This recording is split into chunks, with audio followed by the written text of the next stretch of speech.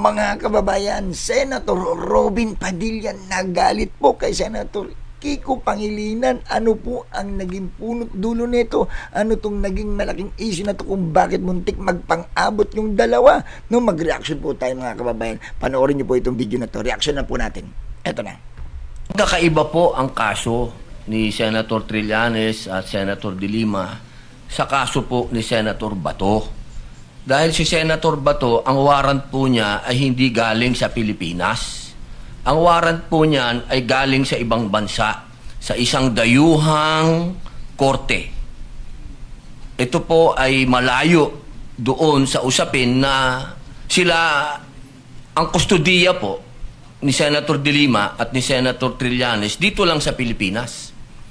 Ito pong mangyayari kay Senator Bato ay dadalhin po sa ibang bansa. Medyo yung po pag-isipan nating mabuti. Sandali.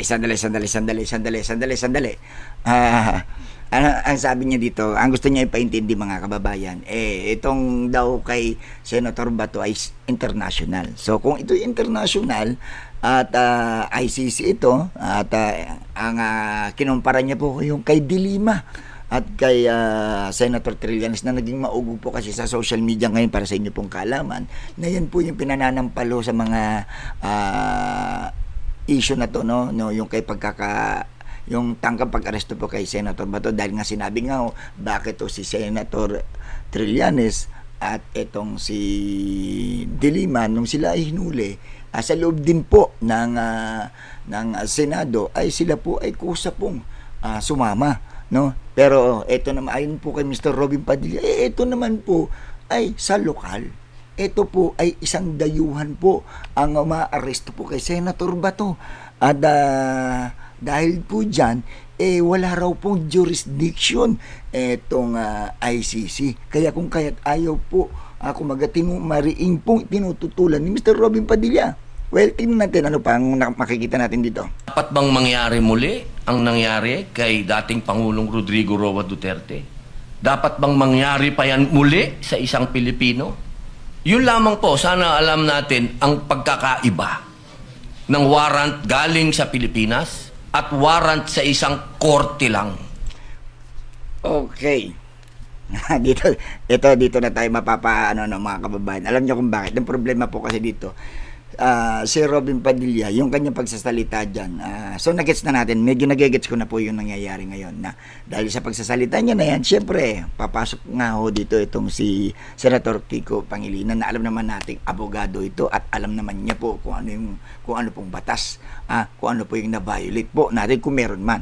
Pero ngayon, sige, suugan natin itong mga kababayan, itong sinasabi ni Mr. Robin Padilla na baka maulit pang muli yung ginawa raw kay Tatay Digong. Unang-una po mga kababayan, para sa inyo pong kaalaman, no, base po sa ating pagre-research, no, ang tanong po ba, talaga bang dayuhan po ang ICC?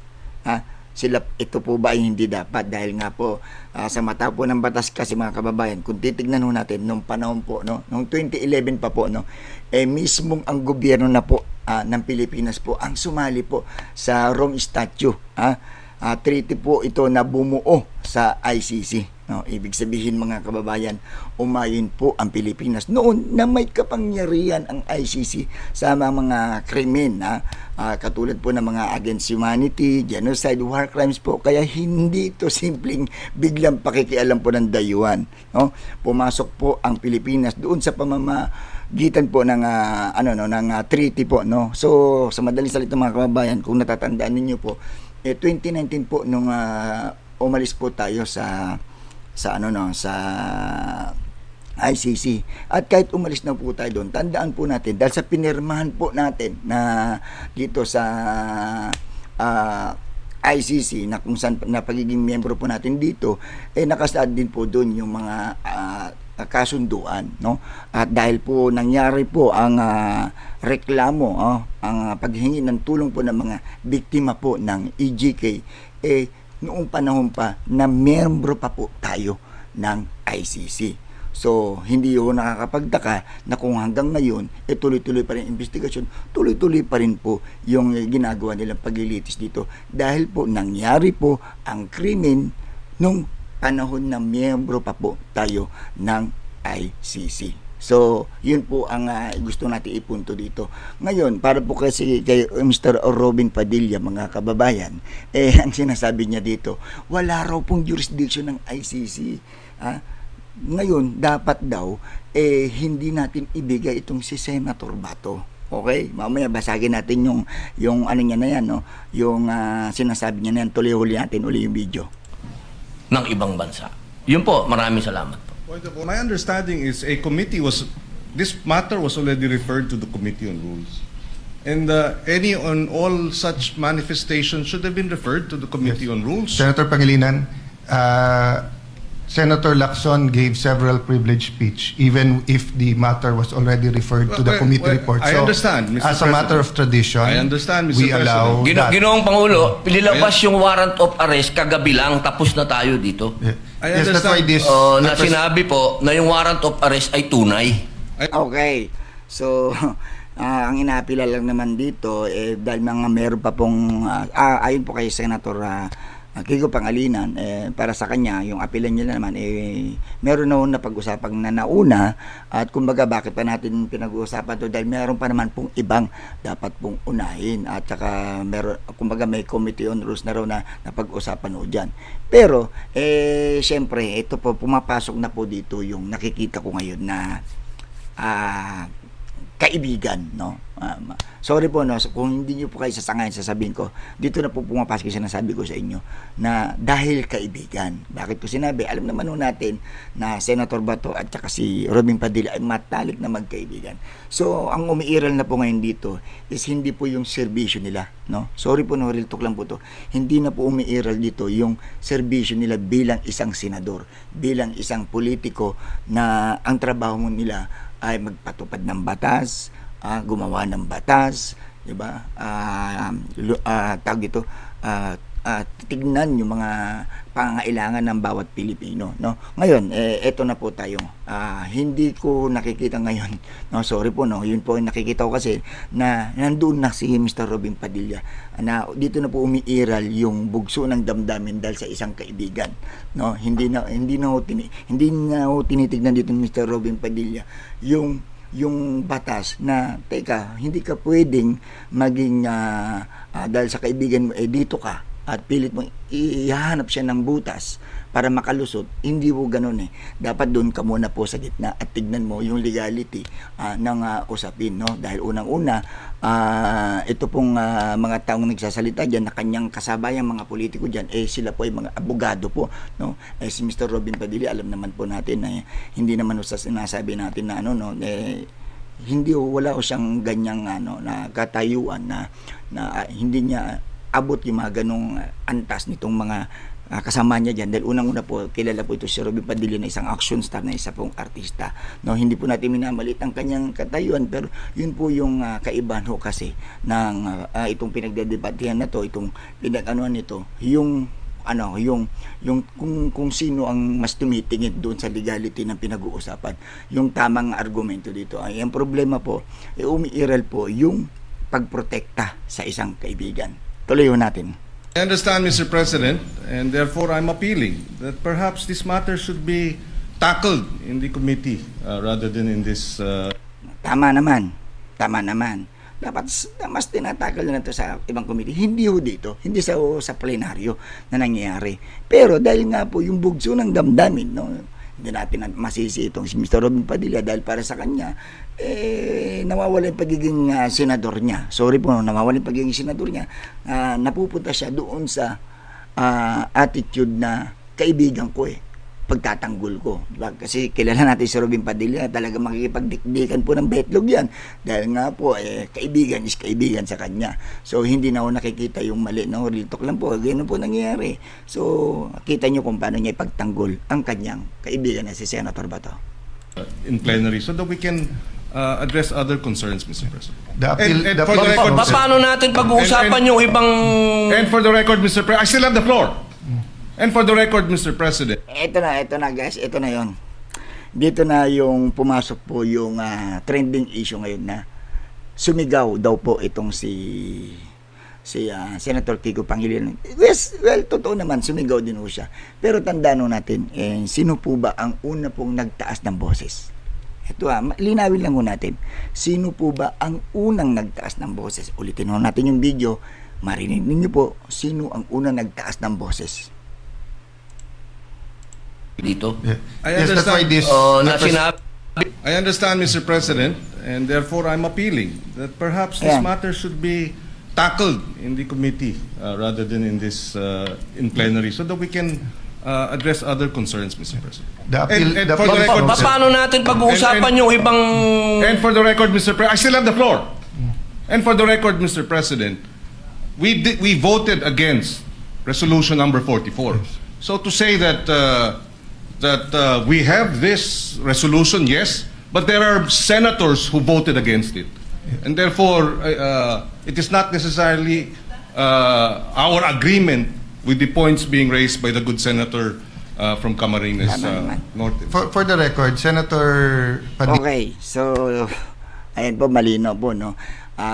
Wala naman to tayong kinakampihan dito, no, mga kababayan. Ako lamang ay nagsasabi lamang po ng ating nakikita. Kung mali po ang nakikita ko at mali o sa pagkakaintindi ko yung nakikita ninyo, ipagpaumanin po ninyo. Magkanya-kanya po tayong opinion. Pero base po sa opinion ko po, nauna na hong nagtaas ng boses itong si Mr. Robin Padilla. At hindi rin po matanggap ni Mr. Robin Padilla na siya rin po ay tinaasan din po ng boses nitong ni Senator Kiko Pangilinan. Dahil nga po, ang kadahilanan na nakita ko, nagsasalita siya, sinisingitan siya nitong ni Senator Robin Padilla na mataas din ho ang boses. Tandaan ho natin. So, kaya medyo nagkaroon ng heated argument dyan, no, mga kababayan. So, dito pumapasok yung sinasabi ko na yan ang problema, no? With due respect po kay Senator Robin Padilla, with due respect lang po, no, kasi ganito po nakikita ko dito, no. Si Senator Robin Padilla po ay tumakbo po sa politika, no. Hindi ko po sa kinukundina ng ganong yung ganong status po ni Mr. Robin Padilla na pumasok po si Robin Padilla sa politika na wala naman po eksperyensya sa mga mababang mga posisyon. Hindi naging mayor, hindi naging senador, ay naging konsyal man lang o kung ano man ng leadership na meron siya sa mababang kapulungan, no. So direktang senador na ho siya ngayon, no. Na alam naman po natin na ang trabaho po ng senador ay napakahirap po, no. At sorry po, no, kay Senator Robin Padilla, ang kailangan po ng taong bayan yung senador po na with due respect lang po, no, senador na may talino, may haba ng pasensya. Siyempre, andun na rin yung puso. Senator Robin Padilla, may puso yan. Diba? Andun yung puso, mapagmahal sa kapwa, dedikasyon sa trabaho, respeto sa kapwa. Pero, siyempre, unang-una sa lahat, ang mahalaga po, sa posisyon na yan, yung talino. Kailangan, no, may talino. Kasi, yung talino nyo po ay gagamitin nyo po dito sa trabaho nyo. Dahil po ginagamitan po ng talino ang trabaho po ng isang senador, no?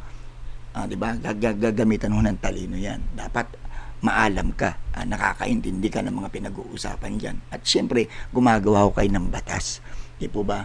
At sa punto pong ito, dito na po nagkaroon ng problema, mga kababayan, na sa pagpasok po ni Senator Robin Padilla as a politician, no?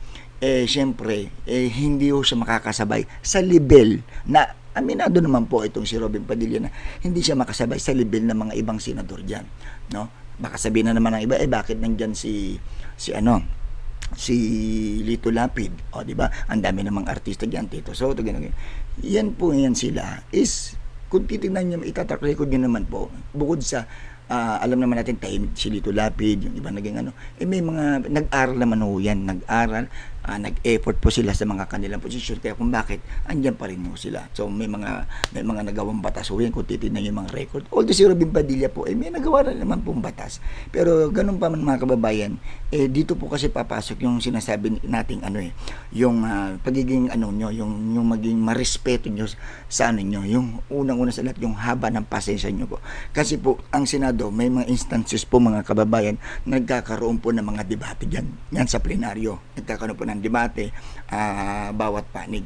So, dapat po mahaba ang pasensya nyo dyan dahil ang mga kadebate nyo dyan, matatalino rin ho, mga hindi rin ho basta-basta. May katulad dyan, may mga Kiko Pangilinan na kilalang abogado rin, diba? Marami ho dyan, mga veteran pa na mga senador na talagang malawak na ang kaalaman po sa politika. Di po ba? Kaya doon po dito na pag-iiwanan po dito si Mr. Robin Padilla na kung kaya't yung kanyang ipinapasok ngayon na argumento na salita niya is talagang masisita at masisita, kumbaga may kukorek ko siya dyan. So, ayun na nga po. Siyempre, ano pa ho ang inaasahan natin kay Mr. Robin Padilla? So, lalabas ho yung attitude niya na pagiging action star niya. No? Yung kung ano yung level na meron siya sa baba na nakarating siya sa status na to, no? Correct niyo lang kung mali ako, ano, kasi yun po yung nakikita ko. So, ano nangyari? Ito po yung nangyari. Ipakita natin yung video. Ito. Yan, dito na tayo, guys.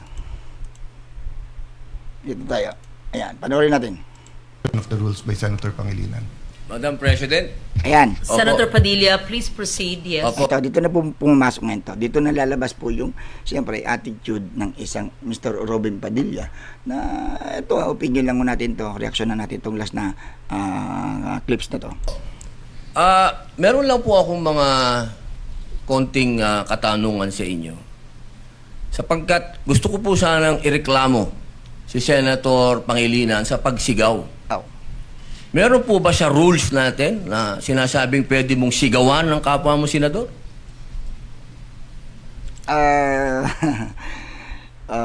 Mukhang nabaliktad, no?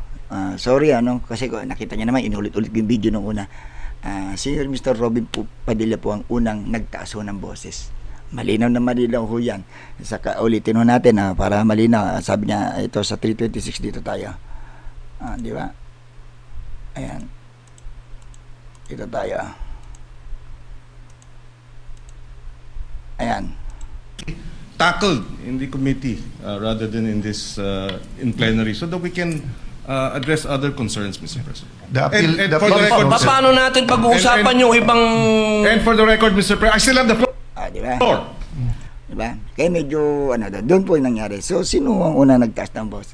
Si Mr. Robin. Sadya nga lang talaga, medyo mas matining din medyo mas mataas din ang pagkakasagot ni Dahil siyempre, rin yun kitang-kita naman doon sa nangyari na pagsingit ni Mr. Robin Padilla, no? So, ulitin natin, correction. Si Mr. Robin Padilla po, with due respect po Mr. Robin Padilla, kayo po ang unang nagtaas ho ng boses.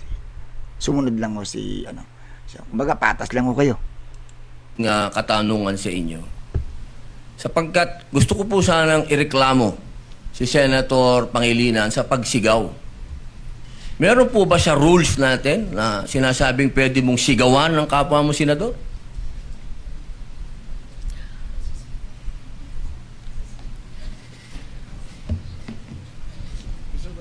Wala na. So, dito na pumasok yan.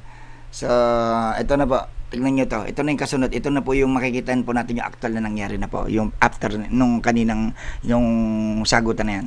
Mag-suspend muna para pag-usapan yung malakas na boses at wari pagsigaw ni Senator excuse me, Pangilinan. nasa akin President, po iba yung ang floor. sasabihin. Senator Padilla has excuse the me. floor.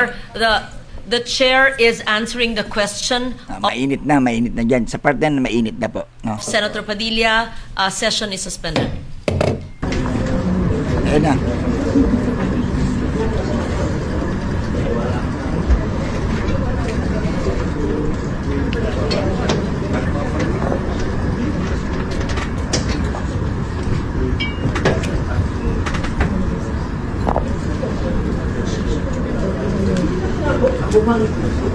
Okay. So, hindi ko natatapusin dyan, guys, no?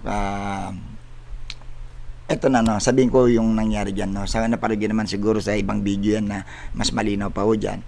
Pero dito po sa puntong yan, lumapit po si Robin at lumapit din po itong si Senator Kiko Pangilinan upang makipagkamay, no. Nakikipagkamay po si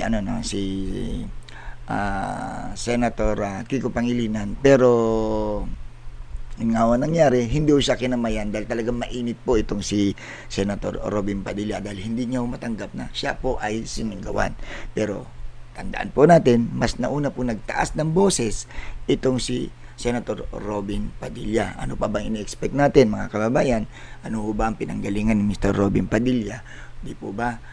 Hindi ho natin minamalit o inano yung nakaraan niya. Pero tandaan ho natin, nasa Senado ho kayo. Mga politiko ho nandyan. Hindi ho kayo pwedeng maging balat sibuyas dyan. Hindi ho kayo pwedeng maging asal bad boy dyan. Kung action star ka sa pelikula, matapang ka sa social media, kilala kang nananapa, kilala kang ano. Pero dyan ho sa Senado po, kailangan ho ng haba ng pasensya dyan. Ang labanan po dyan ay talino, bunganga po, argumento po. Yun po ang dyan, labanan ho dyan. Hindi ho labanan ho yan ng patapangan. Kung sinong magaling manuntok, kung sinong matapang, sumugod. Wala hong ganun dito, mga kababayan. No? At eto nga po, no, ulitin natin, wrap up natin ito, mga kababayan, dahil ang sinasabi po kasi dito, yung argumento po kasi ni Senator Robin Padilla po is a political sovereignty base po kasi. Ulitin ko po, ito po kasi si Senator Robin Padilla, yung ipinaglalaban niya po kasi na ito raw si De Lima, ito raw si Trillanes, local ho yan eh. Kaya dapat lang talaga na sumuko sila diyan, gito kaya. Yun yung sinisilip niya. At ang de-debunk niya ngayon, ito si Senator Bato, dayuhan po ang kumukuha. Bakit natin daw ipaminigay etong si Senator Bato sa dayuhan? O, yun po ang sinasabi niya.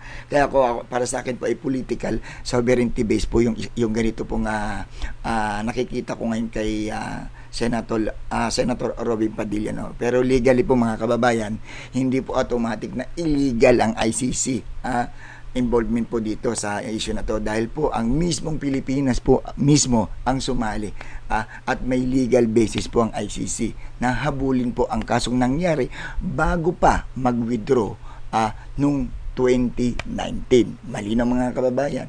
Ngayon, ito naman po, mga kababayan, no?